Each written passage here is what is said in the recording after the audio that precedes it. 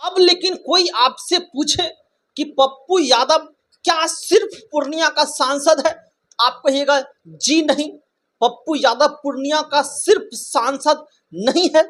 पप्पू यादव बिहार के 40 की 40 लोकसभा का सांसद है। कि एक महीने में आप 3 बार फीस लीजिए, यह अधिकार किसने दिया? आज तक इस पर रोक क्यों नहीं लगा? जानते हैं कि बड़े बड़े डॉक्टरों का पहुंच जो होता है ना, बड़े बड़े नेताओं से होता है, बड़े बड़े मंत्री से होता है। पप्पू यादव जी, आज आप दिल जीत लिए।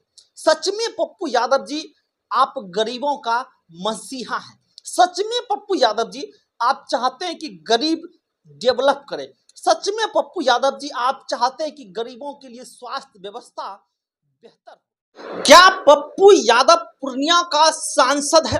तो आप भी कहेंगे जी हाँ, पप्पू यादव पूर्णिया का सांसद है। अब लेकिन कोई आपसे पूछे कि पप्पू यादव क्या सिर्फ पूर्णिया का सांसद है, आप कहिएगा जी नहीं, पप्पू यादव पूर्णिया का सिर्फ सांसद नहीं है। पप्पू यादव बिहार के 40 की 40 लोकसभा का सांसद है। क्योंकि पप्पू यादव ही एक ऐसे नेता है जो बिहार का सच में विकास चाहता है। यो कितने लोगों को मिर्ची लगने वाला है, कितने लोग ये भी कहेंगे कि हम पप्पू यादव का गुणगान कर रहे हैं। तो हम साफ साफ आपको बता देते हैं कि हम पप्पू यादव का कोई गुणगान नहीं कर रहे हैं।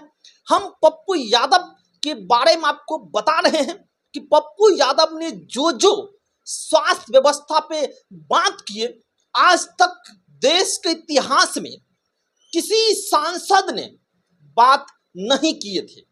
जिस तरीके से पप्पू यादव संसद भवन में निजी अस्पताल पे बरसते हैं, आज तक किसी सांसद की औकात नहीं हुआ था कि वो निजी अस्पताल पर उंगली डाल सके। लेकिन पप्पू यादव निजी अस्पतालों का पोल खोल कर रख देते हैं। इसीलिए हम कह रहे हैं कि पप्पू यादव की बातें लोगों को सुनना चाहिए।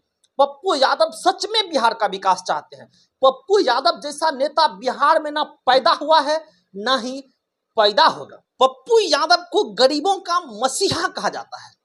पप्पू यादव सच में गरीबों का मसीहा है। आज हम आपको निजी क्लिनिक का, निजी हॉस्पिटल का, निजी अस्पताल का हम कह सकते हैं, उसका सारा पोल खोलेंगे जो पप्पू यादव सांसद भवन में खड़े हो करके ताल ठोक करके कह रहे थे कि गरीब जनता को चूसा जाता है, गरीब जनता के साथ नाइंसाफी होता है। सबसे पहला बात, पप्पू यादव जी सांसद भवन में डॉक्टर के फीस को लेकर आवाज उठाए। कहा कि प्रत्येक 10 दिन में ही डॉक्टर जो है पेशेंट को बुलाते हैं और प्रत्येक 10 दिन में डॉक्टर को फीस चाहिए। अब सोचिए, एक महीने में 3 बार फीस लगता है। अब सोचिए, यह अधिकार डॉक्टर को किसने दे दिया कि एक महीने में आप 3 बार फीस लीजिए? यह अधिकार किसने दिया? आज तक इस पर रोक क्यों नहीं लगा? गरीब जनता को निजी क्लिनिक के डॉक्टर, निजी क्लिनिक के हॉस्पिटल मालिक जो है वो चूस रहे हैं। अब सोचिए ना, अगर एक महीना में 3 बार आपको बुलाते हैं तो 3000 रुपया डॉक्टर का फीस हो जाते हैं, जबकि महीना में 1 बार फीस लगना चाहिए।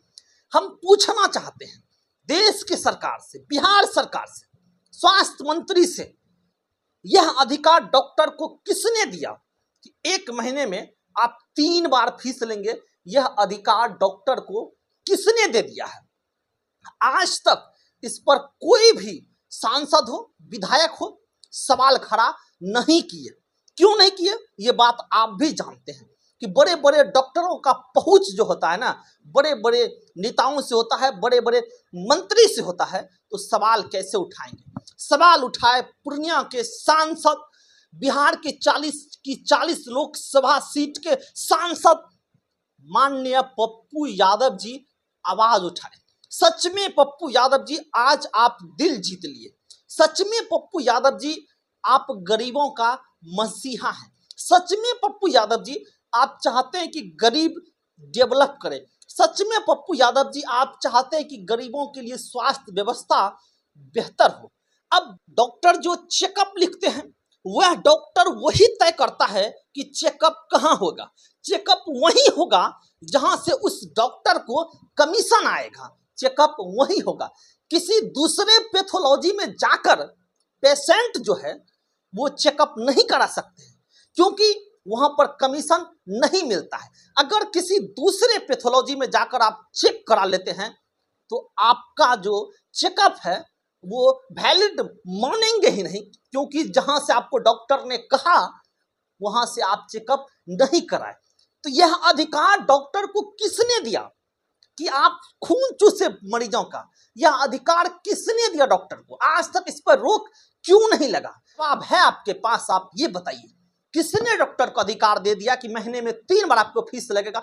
किसने यह अधिकार दे दिया कि जहां डॉक्टर तय करेंगे आप वहीं चेकअप करने के लिए जाएंगे? यह किसने दिया? डॉक्टर जो सीटी स्कैन लिखते हैं, एमआरआई लिखते हैं, ये वहीं जाएंगे टेस्ट कराने के लिए जहां डॉक्टर एक पुर्जी दे करके भेजेंगे।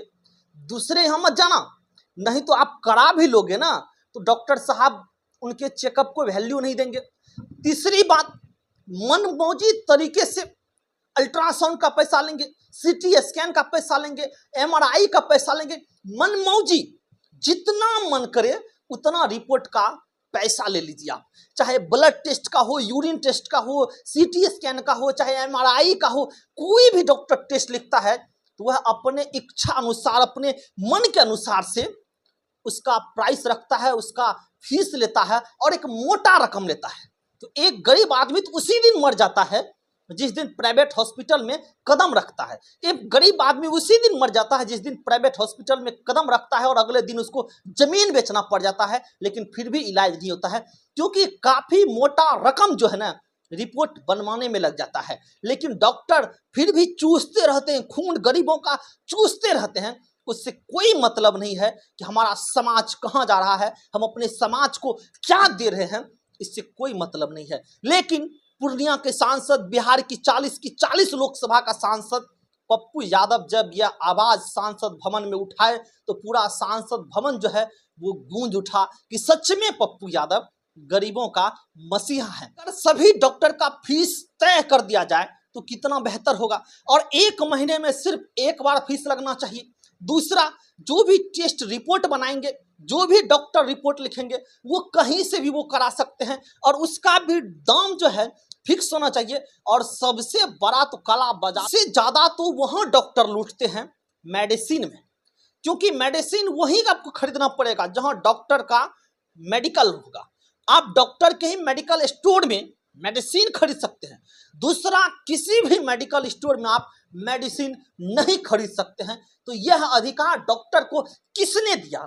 आज तक किसी सांसद, विधायक ने इस बात पर चर्चा क्यों नहीं किया? क्यों गुम रहे सांसद जी, क्यों विधायक जी गुम रहे? आज तक किसी ने इस बात का प्रश्न ना विधानसभा में उठाया, ना लोकसभा में उठाया, और उठाते हैं तो सिर्फ और सिर्फ पप्पू यादव।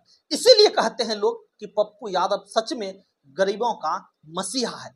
इससे साफ साफ पता चलता है हॉस्पिटल में सिर्फ आपके पास जाने का अधिकार है, बाकी किसी भी चीज का आपके पास अधिकार नहीं है। आप कहां दवा खरीदेंगे, कहां टेस्ट कराएंगे, कोई अधिकार है ही नहीं आपके पास। ऐसा लगता है कि आप डॉक्टर का गुलाम हो चुके हैं। जो पेशेंट दिखाने के लिए जाते हैं वो डॉक्टर का गुलाम हो चुके हैं। डॉक्टर जो कहेंगे वही सही है, पेशेंट का कोई भी अधिकार नहीं है। फिलहाल इसके बारे में आप क्या सोचते हैं, आप कमेंट करके जरूर बताएं।